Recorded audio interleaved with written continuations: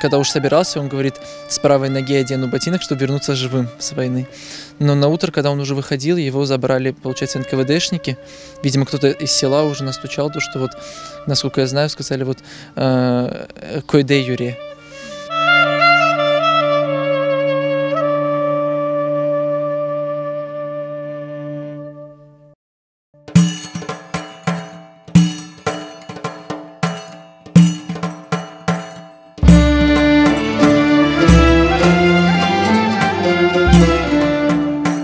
Диплом, почему его сестра с собой забрала, она думала, что все-таки найдется. Она была, все равно надежда была какая-то, чтобы диплом как бы помог ему в будущем, но человек не нашелся. И диплом этот как бы и не понадобился, только как память.